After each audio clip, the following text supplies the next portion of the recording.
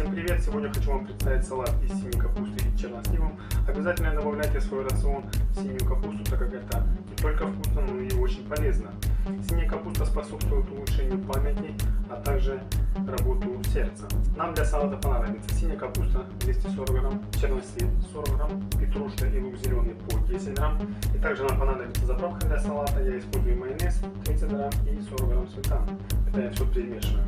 И соль, перец по вкусу. Приступим к нарезке капусты. Берем капусту, разделяем на несколько частей, чтобы ее было удобно нарезать. Придавливаем и нарезаем мелкой соломкой.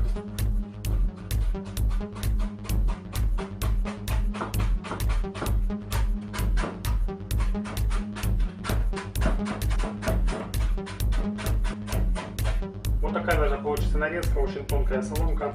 Если вы используете капусту для данного салата очень старую, я имею в виду твердую, то ничего страшного, возьмите, добавьте немножко соли и помните немножко для того, чтобы она была мягче. Дальше мы приступим к нарезке чернослива. Чернослив я использую вяленый. Обязательно перед приготовлением салата чернослив нужно промыть хорошенько под проточной водой. Нарезать мы сильно мелко не будем, нарезаем такими кусочками для того, чтобы чернослив в салате чувствовался.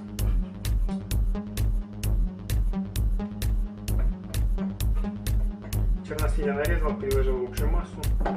Приступим к нарезке лука зеленого. Лук зеленый будем нарезать под углом, для того, чтобы было красивее.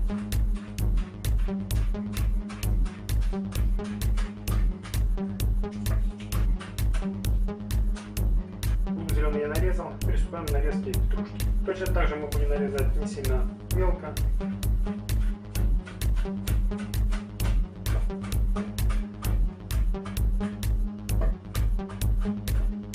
Зелень я нарезал, пришло время заправить салат.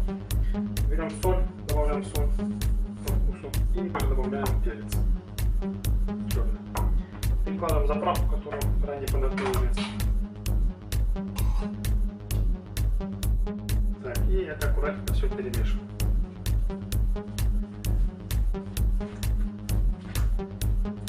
Салат из синей капусты и черносливом готов. Очень интересный салат. Я хочу повториться, что салат не только очень вкусный, но и очень полезный. Обязательно добавляйте в свой рацион синюю капусту. Если вам понравился данный рецепт, ставьте палец